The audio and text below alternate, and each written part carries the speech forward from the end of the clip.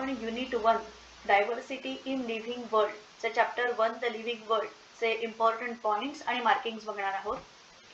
पहिल्या पानावर जर आपण बघितलं तर पहिल्या पानावर एक इम्पॉर्टंट क्वेश्चन आहे, तो म्हणजे व्हॉट इज लिव्हिंग. सो या व्हॉट इज लिव्हिंग या क्वेश्चनचे दोन ऍस्पेक्ट्स होऊ शकतात.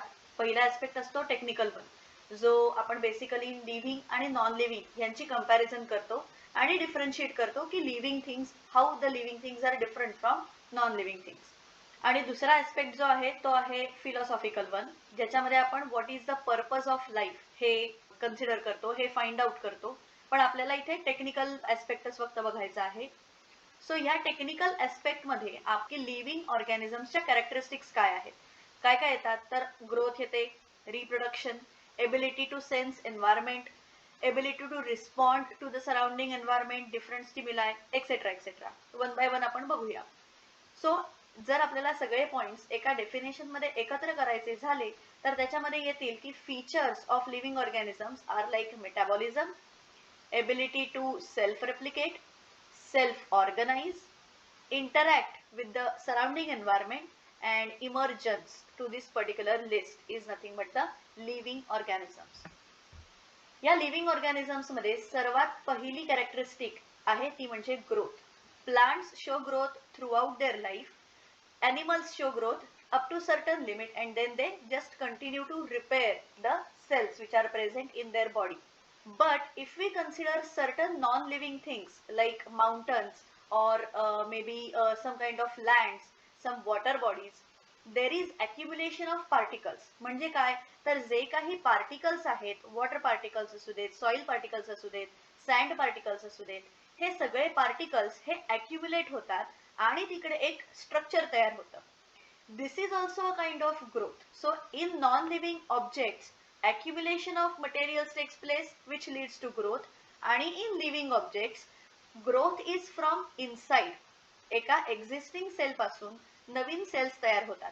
त्यामुळे only growth cannot be considered as the defining property of living organisms. Growth बरोबर अजून सुद्धा प्रॉपर्टीज आपल्याला कन्सिडर करायला लागणार आहेत. दुसरी प्रॉपर्टी आहे ती म्हणजे रिप्रोडक्शन. हे नक्की आहे की non living things do not show any kind of reproduction. So reproduction is the whole and sole characteristic of living organism.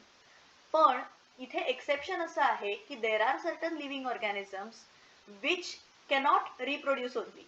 Examples आहेत म्हणजे म्यूल, त्याच्यानंतर हनी बीज मध्ये ज्या वर्कर बीज असतात त्या स्टराईल असतात, दॅट इज इनफर्टाईल असतात.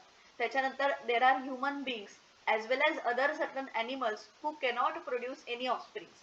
So इथे सुद्धा reproduction cannot be whole and solely considered as characteristic of living organism. या reproduction बरोबर आपल्याला बाकीचे फीचर्स पण कन्सिडर करायला लागणार आहेत.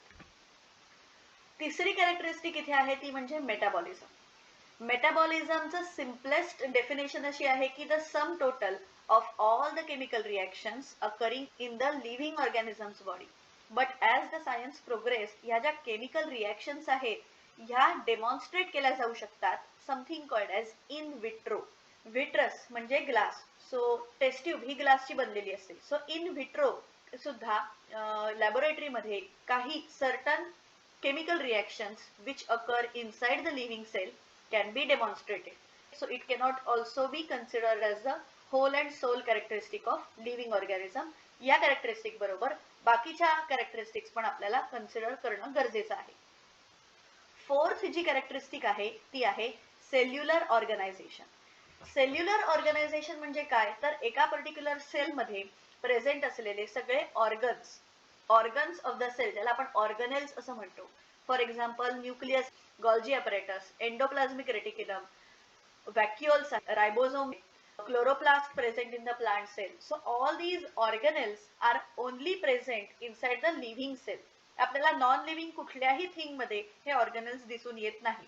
So on the basis of this fact आपण असं म्हणू शकतो की सेल्युलर ऑर्गनायझेशन जर एखाद्या सेलमध्ये असेल then that cell can be considered as a living cell and it can be considered as the defining feature of living form. पुढे जर आपण गेलो तर पाचवी कॅरेक्टरिस्टिक आहे ती म्हणजे कॉन्शियसनेस. कॉन्शियसनेसचं मीनिंग असं आहे all the organisms are aware of their surroundings. What is happening in the surrounding medium? What is the temperature change?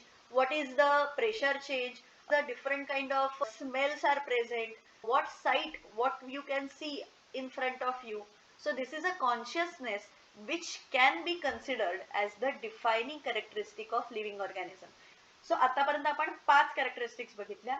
सर्वात पहिली आहे ग्रोथ, दुसरी आहे रिप्रोडक्शन, तिसरी आहे मेटाबॉलिझम, चौथी आहे सेल्युलर ऑर्गनायझेशन आणि पाचवी आहे कॉन्शियसनेस. यापैकी सेल्युलर ऑर्गनायझेशन आणि consciousness can be considered as defining properties of living organisms. So living organisms ची simple definition इथे आपल्याला दिलेली आहे. Living organisms are self-replicating, evolving, self-regulating, interactive systems which are capable of responding to the external stimuli. पुढच्या पानावर important point एक लक्षात ठेवायचा आहे, तो म्हणजे नंबर ऑफ स्पीशीज किती नोन आहेत human बिंगला. 1.7 to 1.8 million species are known to human being. To define the living organisms and to classify these living organisms, there are certain terms which we have to consider. काही अशा terms आहेत ज्या आपल्याला consider करायला लागतात in the process of studying living organisms. त्याच्यातली पहिली term आहे ती म्हणजे नॉमेनक्लेचर. नॉमेनक्लेचरचं सिंपल मीनिंग असं आहे की standardising the naming of living organism. एखाद्या लिव्हिंग ऑर्गॅनिझमला प्रॉपर नेम प्रोव्हाइड करणं इज नथिंग बट नॉमेनक्लेचर. दुसरी आहे ते म्हणजे identification. Identification is nothing but एखाद्या ऑर्गॅनिझमला प्रॉपरली डिस्क्राईब करणं. What is the morphological characteristics, what are the functional characteristics, या सगळ्या गोष्टी कन्सिडर करून त्या ऑर्गॅनिझमला प्रॉपरली डिस्क्राईब करणं इज नथिंग बट आयडेंटिफिकेशन. पुढच्या पार्टमध्ये ICBN international code for botanical nomenclature आणि ICZN international code for zoological nomenclature हे दोन शॉर्ट फॉर्म्स आपल्याला लक्षात ठेवायचे आहेत. त्याच्यानंतर येतं binomial nomenclature. As the name suggest, bi म्हणजे two. So binomial nomenclature consist of 2 components. त्याच्यापैकी पहिला कंपोनंट आहे जेनरिक नेम आणि दुसरा कंपोनंट आहे स्पेसिफिक एपिथेट. कोणीही बायनॉमियल नॉमेनक्लेचर सिस्टीम इन्व्हेंट केली तर तो आहे कॅरोलस लिनियस. बायनॉमियल नॉमेनक्लेचर सिस्टीमचे काही रूल्स आहेत. ते काय रूल्स आहेत ते आपण बघूया. सिंपल आहेत लक्षात ठेवायला. सगळीच्या सगळी नावं बायनॉमियल नॉमेनक्लेचर मधली ही आयदर लॅटिन भाषेत असतात किंवा ती लॅटिनाइज्ड असतात किंवा it is derived from any Latin word. त्याच्यानंतर ही सगळीच्या सगळी जी नावं असतात ज्याला सायंटिफिक नेम्स आपण म्हणतो किंवा बायनॉमियल नेम असं म्हणतो, it is written in italics. त्यातला जो पहिला वर्ड आहे it represents the genus of that organism आणि सेकंड वर्ड जो आहे it represents the specific epithet of that particular organism. Genus is like name आणि specific epithet is like adjective. Example आपण इथे घेऊया मँगोचं. मँगोचं सायंटिफिक नेम काय आहे? Mangifera indica. जर आपण इकडे बघितलं तर मँगीफेरा इंडिकाचा फॉन्ट आणि बाकीच्या शब्दांचा फॉन्ट हा वेगळा आहे. मँगीफेरा इंडिका हे इटॅलिक्स मध्ये लिहिलेलं आहे, म्हणजे काय थोडंसं तिरकं लिहिलेलं आहे. सो वेन प्रिंटेड, जेव्हा सायंटिफिक नेम हे प्रिंटेड व्हर्जन मध्ये असतं तेव्हा it is always in italics, आणि जेव्हा ते हाताने लिहिलं जातं when it is hand written तेव्हा both the components are separately underline. म्हणजे समजा मला मँगीफेरा इंडिका हे हाताने लिहायचं असेल तर मी असं लिहिणार.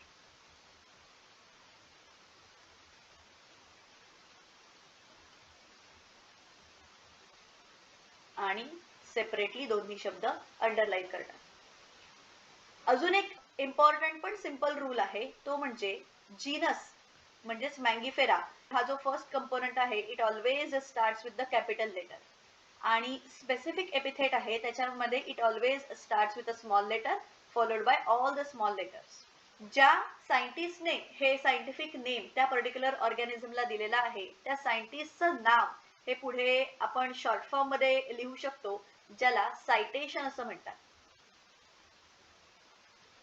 हे लिनियसने मँगीफेरा इंडिका हे नाव दिलेलं आहे. सो LINN डॉट असं पुढे लिहिलं जातं. किंवा सिम्पली एल आणि डॉट असं पण लिहिलं जाऊ शकतं. पुढची टर्म आहे ती म्हणजे क्लासिफिकेशन. क्लासिफिकेशन म्हणजे काय? सिंपल आपल्याला माहिती आहे की ग्रुप तयार करणं. ऑर्गॅनिझम्सना सिमिलॅरिटीज आणि डिसिमिलॅरिटीजच्या बेसिसवर प्रॉपर ग्रुपमध्ये कॅटेगराइज करणं is nothing but classification. So classification is the process by which anything is grouped into convenient categories based on some easy observable characteristics. इथे आपण जर एक्झाम्पल्स घेतली तर कॅट्स, मॅमल्स, व्हीट, राईस हे शब्द जेव्हा आपण ऐकतो तेव्हा आपल्या डोळ्यासमोर तो ग्रुप ऑफ ऑर्गॅनिझम येतो. So the scientific term used for these categories is nothing but taxa. Taxa हे प्लुरल आहे आणि टॅक्सॉन हे सिंग्युलर आहे. पुढची इम्पॉर्टंट टर्म आहे ती म्हणजे taxonomy. Based on the characteristics all the living organisms can be classified into different categories म्हणजेच टॅक्सा. सो या प्रोसेसला टॅक्सॉनॉमी असं म्हणतात.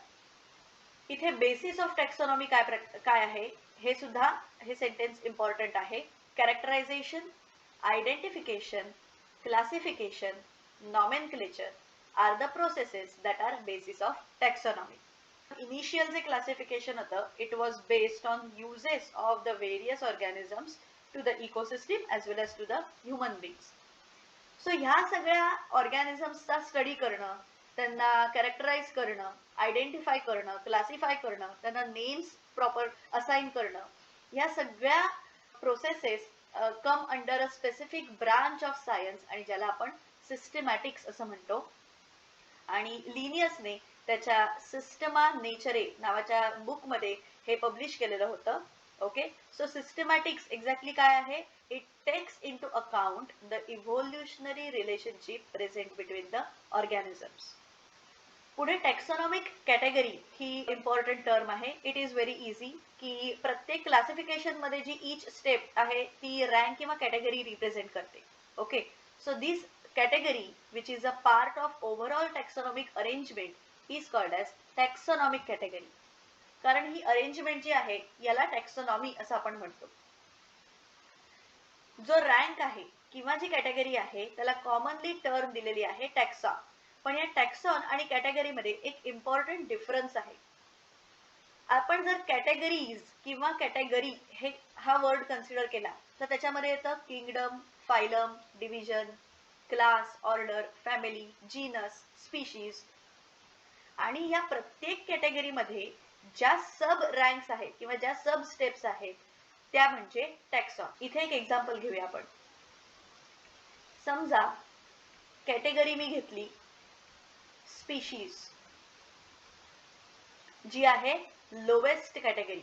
स्पीशीज ही झाली कॅटेगरी आणि या स्पीशीज मध्ये इन्क्लूड होणारे इंडिका, लिओ हे झाले टॅक्सा.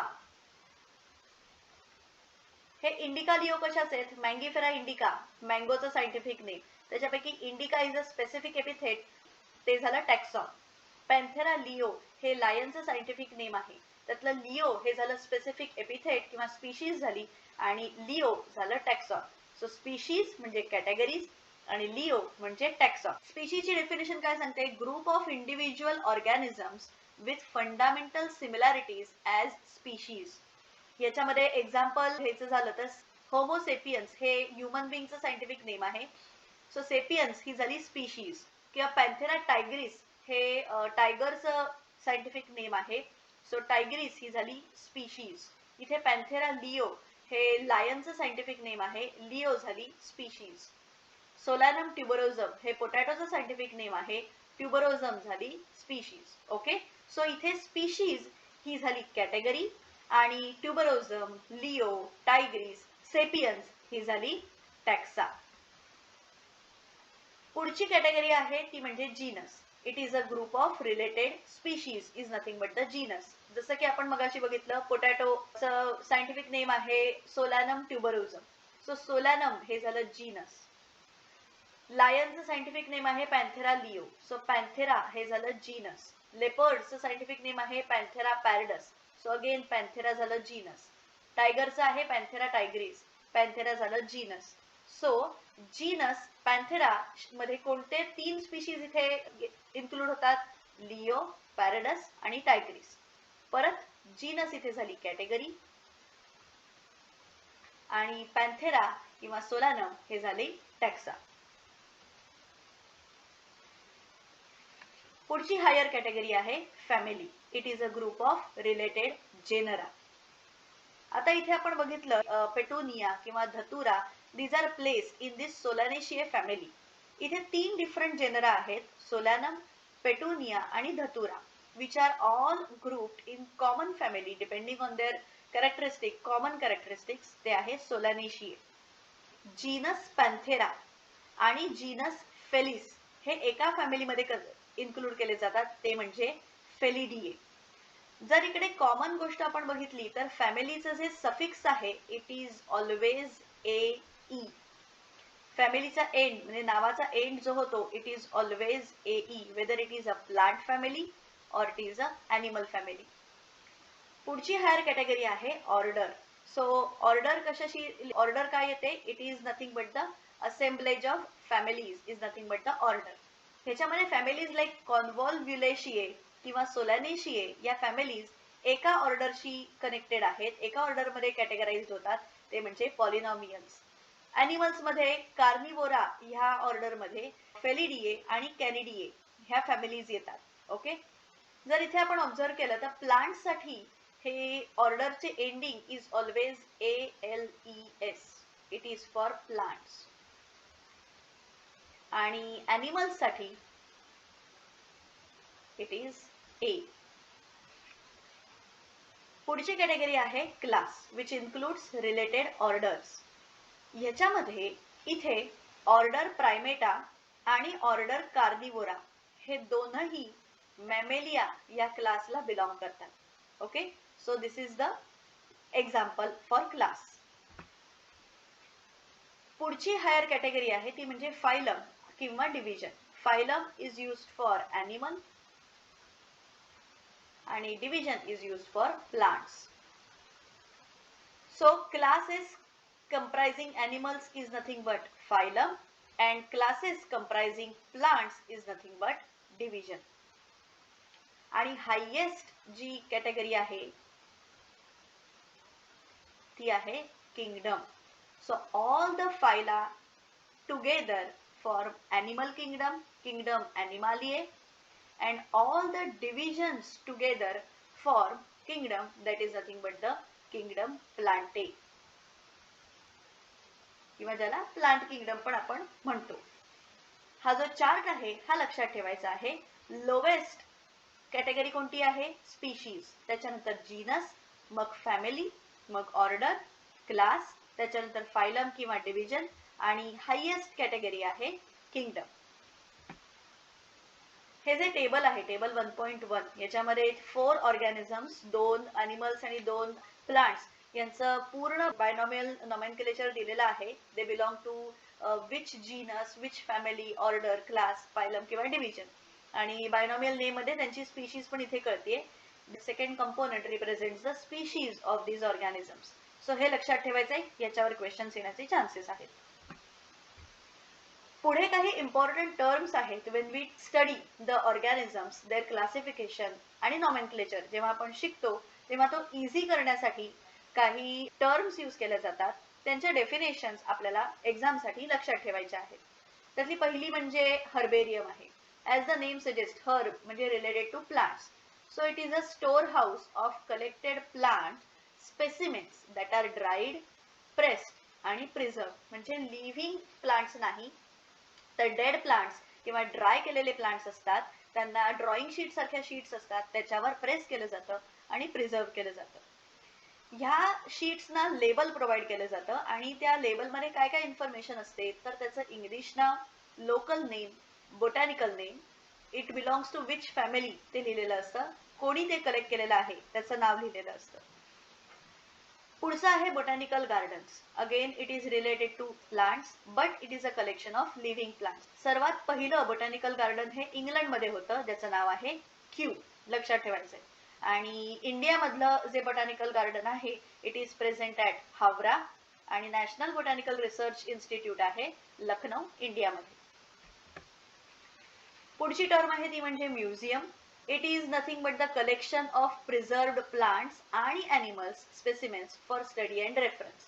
याच्यामध्ये वेगवेगळ्या प्रकारे हे प्लांट्स आणि ॲनिमल्स प्रिझर्व केले जातात. काही असतात ते प्रिझर्वेटिव्ह सोल्युशन्समध्ये कंटेनर्स आणि जारमध्ये प्रिझर्व केलेले असतात. काही ॲनिमल्स असतात म्हणजे छोटे इन्सेक्ट्स असतात, ते छोट्या छोट्या बॉक्सेसमध्ये प्रिझर्व केलेले असतात. त्यांना पिन केलं जातं त्याच्यामध्ये, त्या बॉक्सच्या आतमध्ये. आणि जे मीडियम साईजचे म्हणजे बर्ड्स वगैरे असतात किंवा काही छोटे प्राणी जे असतात, ते प्राणी हे स्टफ केले जातात एका स्टफिंग मटेरियलने आणि ते प्रिझर्व केले जातात. तुम्ही तुमच्या शाळा किंवा कॉलेजमध्ये लॅबोरेटरीमध्ये हे बघितलेलंच असेल. आणि कलेक्शन ऑफ स्केलेटन पण असतात, वेगवेगळ्या ॲनिमल्सचे skeleton. Human skeleton is also present in the museum. पुढची टर्म आहे ते म्हणजे zoological park. Wild animals are kept in a protected environment in the zoological park under the human care. याला commonly आपण झूज असं पण म्हणतो. पुढची इम्पॉर्टंट टर्म आहे ती म्हणजे की. ही की एक्झॅक्टली काय आहे? तर की is basically a taxonomical aid, a taxonomical method which is used for identification of plants and animals, which is based on similarities and dissimilarities. These are based on contrasting characteristics which are generally present in pair and त्या पेअरला couplet असं म्हणतात. म्हणजे एखाद्या ऑर्गॅनिझमला identify करण्यासाठी एखादा नवीन species जर आपल्याला दिसली आणि त्या स्पीशीज बद्दल आपल्याला एक्झॅक्टली माहिती नाही की ह्याची कॅरेक्टरिस्टिक ही ए आहे की त्याला अपोजिट बी आहे, सो पहिल्यांदा कन्सिडर करताना ए आणि बी हे कपलेट कन्सिडर करतात आणि after getting the proper evidences एक करेक्ट ऑप्शन ऍक्सेप्ट केला जातो आणि दुसरा रॉंग ऑप्शन रिजेक्ट केला जातो. फॉर एक्झाम्पल घ्यायचं झालं तर ह्युमन बिंग हा कॉर्डेट आहे की नॉन कॉर्डेट आहे. तर कॉर्डेट नॉन कॉर्डेट हे झालं कपलेट. याच्यामध्ये कॉर्डेट हे करेक्ट आहे so it will be accepted आणि नॉन कॉर्डेट हे इनकरेक्ट आहे so it will be rejected. प्रत्येक स्टेटमेंट इन्फॉर्मेशन मध्ये लिहिलेलं जे प्रत्येक स्टेटमेंट असतं या की मध्ये त्याला लीड असं म्हणतात. आणि अजून काही 3-4 इम्पॉर्टंट टर्म्स आहेत, तेवढ्या फक्त लक्षात ठेवायच्या आहेत की हा लेसन तुमचा कंप्लीट झाला. तो म्हणजे फ्लोरा, मॅन्युअल्स, मोनोग्राफ्स आणि कॅटलॉग्स. याच्यापैकी flora, this contain the actual account of habitat and distribution of plants of the given area. Flora as the name suggest, लक्षात ठेवायला फ्लॉवर आणि फ्लोरा लक्षात ठेवायचे म्हणजे रिलेटेड टू प्लांट्स. आणि फाउना हा शब्द जर आपल्याला कुठे मिळाला तर it is related to animals. त्याच्या पुढची टर्म आहे ती म्हणजे manual. These are useful in providing information about the identification of name of species found in the area. आणि जर आपल्याला एका सिंगल टॅक्सॉन बद्दल इन्फॉर्मेशन हवी असेल तर it is stored in something called as monograph. Chapter number 1 मध्ये खूप काही किचकट किंवा खूप काही कॉम्प्लिकेटेड टर्म्स नाही आहेत, सिम्पल टर्म्स आहेत, सिम्पल डेफिनेशन्स आहेत, त्या तुम्हाला मेनली लक्षात ठेवायच्या आहेत. तुम्हाला जर हा व्हिडिओ आवडला असेल तर माझ्या या ऑनलाईन व्हिडिओ सिरीजला सबस्क्राईब करा, लाईक करा, कमेंट करा आणि तुमचे जर काही सजेशन्स असतील तर ती जरूर कमेंटमध्ये लिहून कळवा. धन्यवाद.